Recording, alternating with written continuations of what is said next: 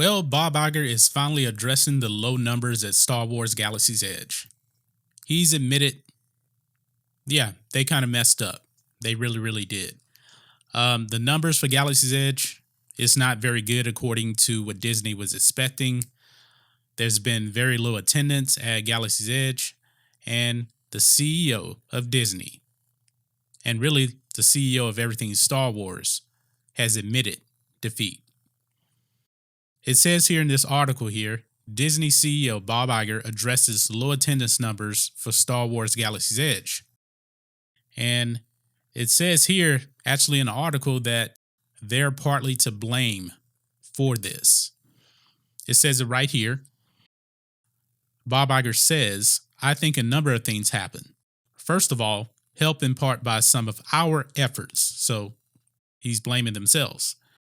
There was tremendous concern in the marketplace that there was going to be huge crowding when we opened Galaxy's Edge. So some people stayed away just because they expected that it would not be a great guest experience. So he was really worried about overcrowding. Now, when I first heard about Galaxy's Edge was going to open, I was thinking to myself, okay, Disney, they're not putting out great Star Wars movies, but they can make pretty good theme parks. So I expected people to really actually show up to Galaxy's Edge and be in attendance. And that just wasn't the case. Now, he's thinking overcrowding. I mean, even so, even if you have overcrowding, it has Star Wars. People should flock to a Star Wars theme park of this magnitude. I mean, Disney spent over $1 billion on this. So when I heard that they actually had real low numbers on this, I was very, very surprised. But my complaint with Galaxy's Edge was that they didn't incorporate any of the original trilogy content in Galaxy's Edge, for the most part, I should say. You do have, I think, Chewbacca there. But it's a problem. It's a real problem. And I think that Bob Iger and Disney became overconfident. They became, as Obi-Wan said in the prequels, arrogant. So now they're actually seeing that, okay, we just can't throw Star Wars on something and expect people to show up. So he's actually talking about the pricing nets in this next part of the article here. So he says at the same time that was going on, all of the local hotels in the region, expecting a huge influx of visitation, raised their prices. So it simply got more expensive to come stay in Anaheim. In addition to that, we raised our prices. We brought our daily price up. So if you think about local visitation, we brought the price of a one-day ticket up substantially from a year ago. Okay, so they got greedy. They wanted more money. But I get the economics of it.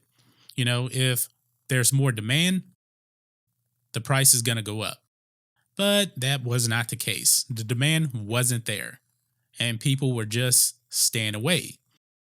Now, another bit flaw was there's supposed to be two main attractions at Galaxy's Edge. Two big ones. And the only one that's open is Smuggler's Run.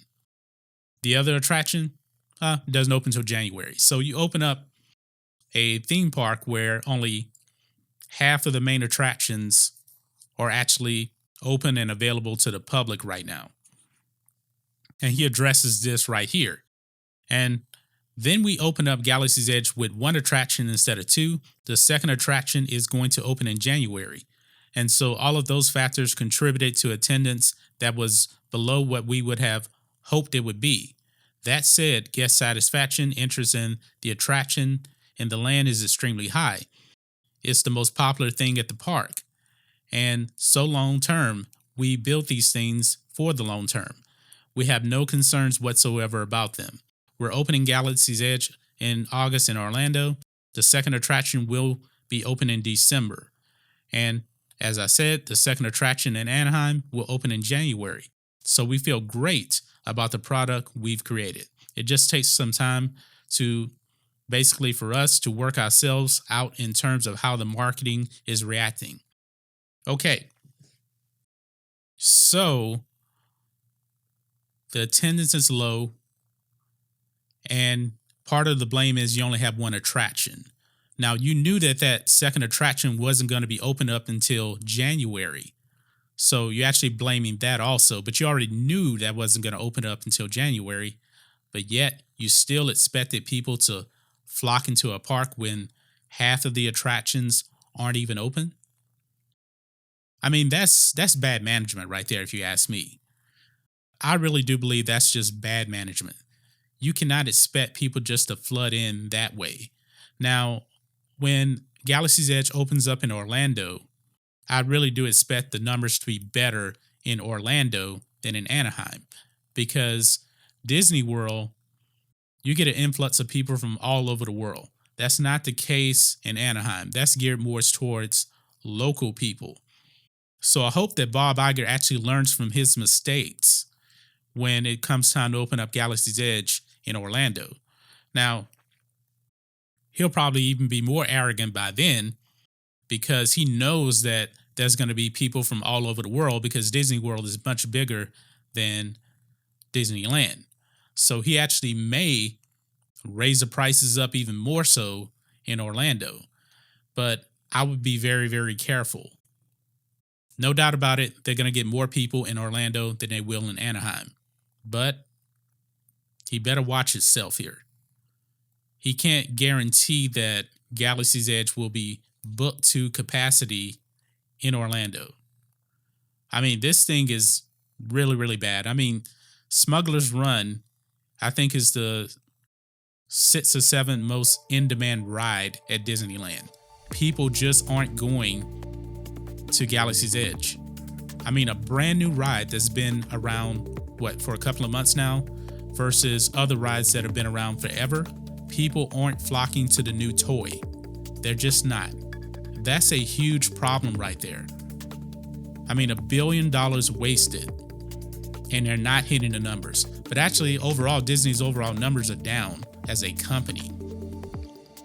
And Disney, they own everything. They really, really do. But this could be some of the fans actually taking a stand and saying, we do not approve of Disney Star Wars. And that's a good thing. Somebody is taking a stand. I hope that's the case.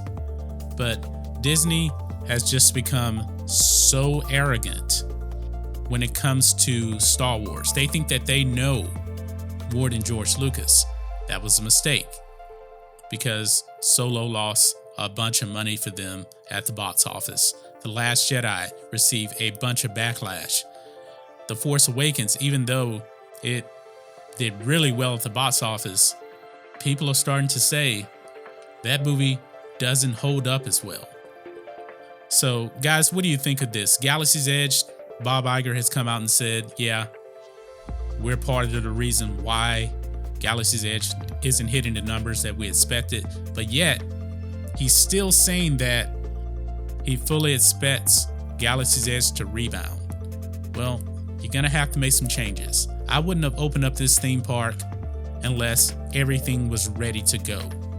But I guess they were just so arrogant. They wanted the money so bad that they just decided to open up Galaxy's Edge with only one attraction instead of the two that was required. And they already raised up the prices on everything. And anyway, if you're getting the Galaxy's Edge anyway, it's already very, very expensive, you know? $200 if you want to build your own lightsaber. If you want a custom R2 droid, it's like $25,000. It gets really, really expensive. $75 for beers. It's just outrageously expensive in my opinion. But that's just my thoughts on this. What are your thoughts on this? Let me know what you guys think about all this in the comments. If you're new here to the channel, please hit subscribe to catch future videos from me, and we will catch you on the next video. John Matrixx, out.